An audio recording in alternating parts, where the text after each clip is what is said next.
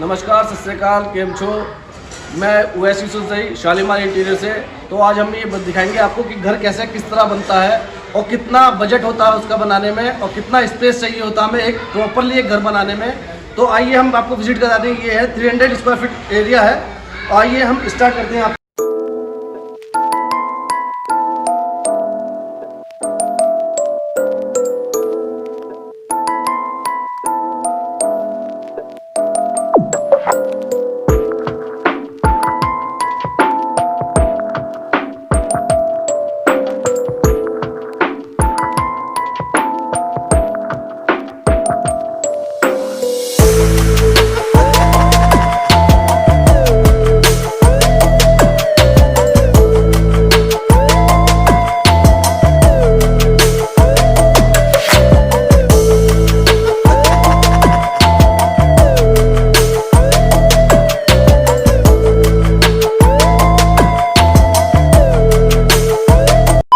आइए ground floor पे, और ये एक वेंटिलेशन है। तो हम दिखाते हैं इसमें कि ग्लास पार्टीशन इसमें लगेगा विद लाइटिंग के साथ। आइए हम देखते हैं कि कितनी हाइट है इसकी और क्या क्या लगेगा इसमें 20 सेंटर में हम एक गिलास लगाएंगे और ऊपर की तरफ बिल्कुल एग्जैक्ट बिल्कुल ऊपर सेंटर में लेके हम लाइटिंग लेंगे इसमें, जिसके आपको दिखाई जाएगा कि नीचे की तरफ शेड मारेंगे हम लोग। तो एक व्यू है हमारा बहुत परफेक्ट हिसाब से आएगा एक बार। आइए चलते हैं फर्स्ट फ्लोर पे। स्टेयर पे भी नजर डालते चले। जो हमने ये स्टेयर का डिजाइन बनाया है वो इस तरह बनाया है ताकि इसमें जो रात में हम इसमें अब लाइट कन्वर्ट कर सकते हैं, कोब लाइट लगा सकते हैं जो रात में हमें एक अच्छा व्यू दे। यहाँ एक स्टेयर है पूरे परफेक्ट हिसाब से। देखिए ये फर्स्ट फ्लोर है। इसका एक बार एंट्रेंस के ऊपर नजर डालते हैं हम। एक यहाँ पे हमने डोर दिया हुआ है जो बिल्कुल मेन सिस्टम है जाने के लिए फर्स्ट फ्लोर में, और उसके अटैच करके ही रूम दिया गया है इस तरफ, और एक रूम इस तरफ दिया गया है फर्स्ट रूम में। तो टोटल मिला के इसमें 5 रूम है। और आइए एक बार हम नजर डालते हैं रूमों के अंदर कि रूम के अंदर क्या क्या काम हो चुका है और कितना हो चुका है। आइए। तो ऑलमोस्ट हमारे फर्स्ट फ्लोर का सिविल वर्क ऑलमोस्ट कंप्लीट हो चुका है। अब इसमें थोड़ा सा क्या है कि हमने स्टार्टिंग करी है अभी इंटीरियर वर्क की। तो स्टार्टिंग पहली है कि हमने सीलिंग स्टार्ट करी है। आइए हम सीलिंग आपको पहले व्यू दिखा देते हैं लिविंग एरिया का, कि ये हमने डिज़ाइन लिया है ऑलमोस्ट। बाकी मैं डिज़ाइन आपको अपनी रील में मेंशन कर दूंगा, एक बार आप देख लीजिएगा डिज़ाइन। बाकी इसके हिसाब से थोड़ा सा व्यू पता लग जाएगा कि डिज़ाइन किस तरह है और कैसे बनता है। आइए अब हम दिखाते हैं आपको किचन। ये फर्स्ट फ्लोर का पहला किचन है। ऑलमोस्ट इसमें हमने सारा सिविल वर्क सारा कंप्लीट होगा। एक्चुअली में इसमें क्या है कि हम नीचे वुडन फ्लोरिंग लगाएंगे तो इसलिए ये अनकम्प्लीट लग रहा है। बाकी ये है कि हमने जिस हिसाब से अब किचन होना चाहिए उस हाइट के हिसाब से हमने यहाँ पे स्लैब डाली हुई है। तकरीबन हमने इसमें जो 30 इंची की स्लैब डाली हुई है एक नॉर्मल हाइट के अकॉर्डिंग। आइए इसमें सिलिंग देखते हैं। सिंक का पॉइंट है यहाँ, इधर हमने गैस का पॉइंट दे हुआ है। तो सारे पॉइंट के हिसाब से हमने चीज़ें दे रखी, जैसे ओवन वगैरह होते हैं, फ्रिज वगैरह होती हैं। तो हमारा जो मोस्टली हमने जो गेटअप लिया है, फ्रिज हमारा रहेगा बाहर, बाकी गैस और सिंक वगैरह रहेंगे यहाँ पे। ये जो हमने पार्ट लिया हुआ है ऊपर की तरफ, ये यहाँ पे हमारा क्रॉकरी पूरा सिस्टम रहेगा। क्रॉकरी का मोस्टली क्या होता है कि छोटे छोटे जो पीसेस होते हैं जैसे डिब्बे साल्ट के, या मतलब बहुत सारी चीज़ें होती हैं जो यूज़ में आती हैं डेली यूज़ में, तो उन्हें हम नीचे रखेंगे। तो उसके हिसाब से हमने नॉर्मल हाइट रख के उसमें लगाया है। बाकी उसके ऊपर जो बनेगा वो बड़े चीज़ों के यूज़ होने में आता है, जैसे लाइक बेसन का डिब्बा, जैसे लाइक आटे का। तो हमने जो बड़े बड़े कार्टन होते हैं वो हम ऊपर रखेंगे। उसके हिसाब से हम इंटीरियर अपने हिसाब से डिज़ाइन किया हुआ है। वो मैं डिज़ाइन मेंशन कर दूंगा आपको कि क्या डिज़ाइन हमने किचन के हिसाब से लिया हुआ है।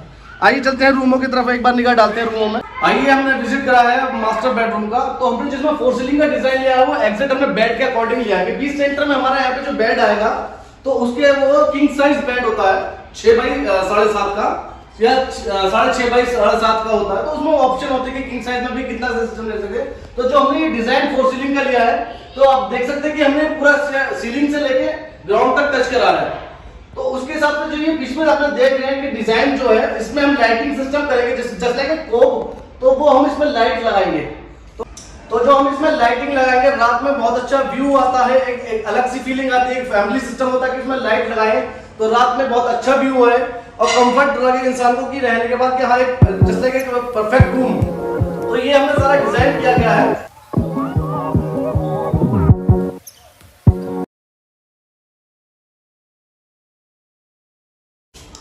तो हमने इसके साथ एक अटैच बाथरूम लिया है। आइए एक बार हम बाथरूम की तरफ चलते हैं। तो अभी हमने फिलहाल इसमें जो है ना टाइल वगैरह का काम करा दिया कि ग्राउंड उस पर जो अपना फ्लोरिंग सिस्टम है वो हमने टाइल लगाई है, प्लस दीवारों पे लगाई है। बाकी हमारी जो इसमें हार्डवेयर है वो भी हमने अभी नहीं लगाई है। एक्चुअली में क्या है कि पेंट वगैरह के बाद उस पर डब पड़ जाते हैं, इसलिए हम सारे कंप्लीट होने के बाद जब फाइनल टच होगा जब उसके बाद हम हार्डवेयर लगाएंगे अपनी। यहाँ पे सारी चीज जो हार्डवेयर है वो जैक्वार कंपनी की है। बाकी एक बार हम फाइनल टच आपको एक बार पूरा विजिट करेंगे फाइनल के बाद। तो आइए, ये हमने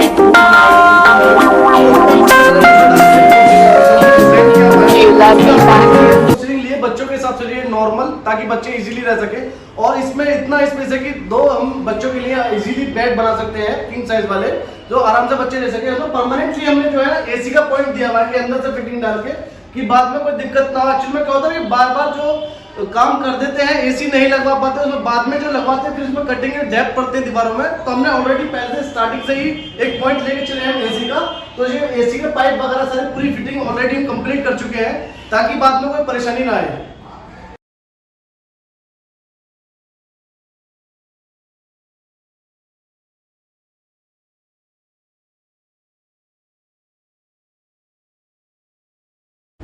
तो देखिए, ये एक पेरेंट्स रूम है। इसके हिसाब से हमने इसे डिजाइन किया हुआ है। जैसे इसमें डबल विंडो दी गई है, सफोकेशन ना हो, बड़े बूढ़े आराम से रह सकें। एक इस साइड विंडो है और एक इस साइड विंडो है। ऊपर हमने फोर सीलिंग का डिजाइन सिमिलर ही किया हुआ है, सब में नॉर्मली सिमिलर दोनों का डिजाइन चल जाता है। और बाकी अभी इंटीरियर का काम है। इसमें नॉर्मली इस साइड बेड आ जाएगा एक, और इस साइड हम एल शेप में एक सोफा डाल देंगे। तो उसके हिसाब से हमने देखा कि जो बड़े बूढ़े आराम से अपने रूम में कंफर्ट रह सके। तो आइए अब हम सेकंड फ्लोर पे आते हैं और आप एंट्री करते हैं, उसके हिसाब से दिखाते हैं कि कितना स्पेस है और कितने रूम है इसमें। आइए देखिए, बिल्कुल सिमिलर ही हमने फोर सीलिंग की हुई है इसमें, डिजाइन जो करा हुआ है। और इसका लेआउट भी एक्चुअली में बिल्कुल सेम ही है, सेम बिल्कुल किचन है, सेम रूम है। उसके हिसाब से अब एक बार हम डिजाइन कर सकते हैं कि हमें लिविंग एरिया में कौन सी चाहिए। नीचे में जो फ्लोर में जो टाइल लगाई है, एक बार हम उस पर भी नजर डालते हैं कि हमने किस तरह मैशिंग की दी है।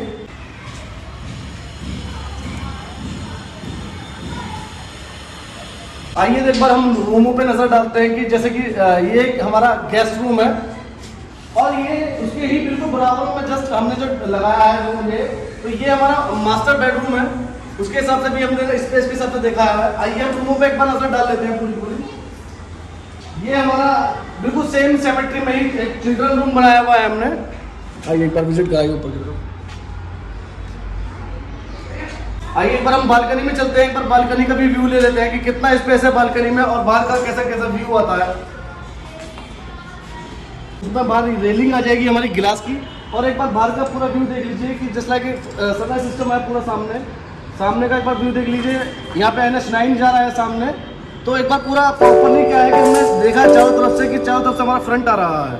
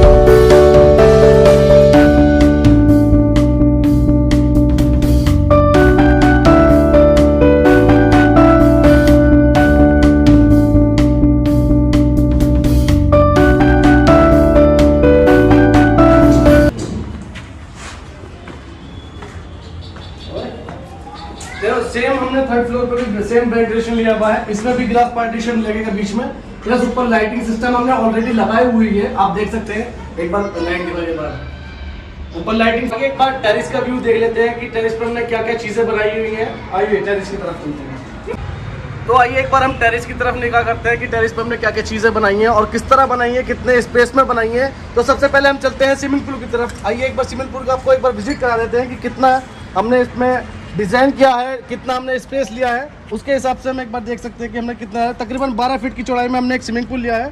उसमें बीच में एक हमने फ्लावर सिस्टम लगाया कि एक बार आप देख सकते हैं। जैसे कि आपने देखा, हमने स्विमिंग पूल का आपको व्यू दिखाया है। एक्चुअली में क्लाइंट की जो रिक्वायरमेंट थी, ये पूरा ओपन एरिया रखने की थी, पार्टी वगैरह करने के लिए। तो आइए दिखाते हैं कि हमने यहाँ पर छोटी छोटी चीज़ें ली हुई है सारी। जैसे यहाँ पर किचन लिया गया है, यहाँ पर पार्टी वगैरह के लिए कुछ भी चीज़ बना सकते हैं आप इजीली। और ये पूरा लिविंग एरिया बनाया है हमने विद टॉयलेट बाथरूम के हिसाब से हमने यहाँ पर अटैच कर दिया है पीछे। और ये लिविंग एरिया है कि यहाँ पे इजीली बंदा बैठ के अपनी पार्टी वगैरह एंजॉय कर सकता है। और सामने का अपने व्यू तो देख लिया होगा ऑलमोस्ट कि NH9 पे जा रहा है ये रास्ता।